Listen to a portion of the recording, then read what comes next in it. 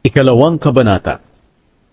Natapos likhain ng Diyos ang kalangitan, ang mundo at ang lahat ng naroon. Natapos niya ito sa loob ng 6 na araw at nagpahinga siya sa ikapitong araw. Binasbasan niya ang ikapitong araw at itinuring na di pangkaraniwang araw. Dahil sa araw na ito, nagpahinga siya nang matapos niyang likhain ang lahat. Ito ang salaysay tungkol sa paglikha ng Diyos sa kalangitan at sa mundo. Si Adan at si Eva. Nang likhain ng Panginoong Diyos ang mundo at ang kalangitan, wala pang tanim sa mundo at wala pang binhi ng anumang halaman ang nabubuhay. Dahil hindi pa siya nagpapaulan at wala pang tao na mag-aalaga ng lupa.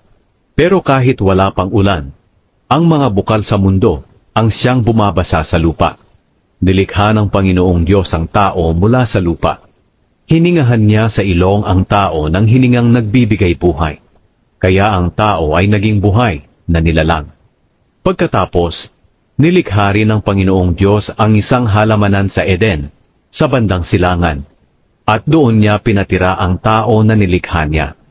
At pinatubo ng Panginoong Diyos ang lahat ng uri ng puno na magagandang tingnan at may masasarap na bunga. Sa gitna ng halamanan ay may puno na nagbibigay ng buhay. At may puno rin doon na nagbibigay ng kaalaman kung ano ang mabuti at masama. Sa Eden ay may ilog na dumadaloy na siyang nagbibigay ng tubig sa halamanan.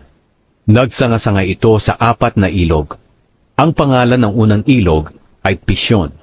Dumadaloy ito sa buong lupain ng Havila kung saan mayroong ginto. Sa lugar na iyon, makikita ang purong ginto, ang mamahaling pabango na bedylium, at ang mamahaling bato na onyx. Ang pangalan ng ikalawang ilog ay Gihon. Dumadaloy ito sa buong lupain ng Cush. Ang pangalan ng ikatlong ilog ay Tigris. Dumadaloy ito sa silangan ng Assyria. At ang ika-4 na ilog ay ang Euphrates. Pinatira ng Panginoong Diyos sa halamanan ng Eden ang taong nilikha niya para mag-alaga nito. At sinabi niya sa tao, makakakain ka ng kahit anong bunga ng punong kahoy sa halamanan, maliban lang sa bunga ng punong kahoy na nagbibigay ng kaalaman kung ano ang mabuti at masama. Sapagkat sa oras na kainin mo ito, tiyak na mamamatay ka. Pagkatapos sinabi ng Panginoong Diyos, hindi mabuting mabuhay ang tao ng nag-iisa lang, kaya igagawa ko siya ng kasama na tutulong sa kanya at nararapat sa kanya.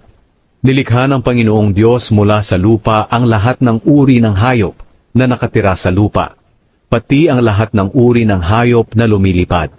Pagkatapos, dinala niya ang mga ito sa tao para tingnan kung ano ang ipapangalan nito sa kanila. At kung ano ang itatawag ng tao sa kanila, iyon ang magiging pangalan nila. Kaya pinangalanan ng tao ang mga hayop na nakatira sa lupa, pati ang mga hayop na lumilipad.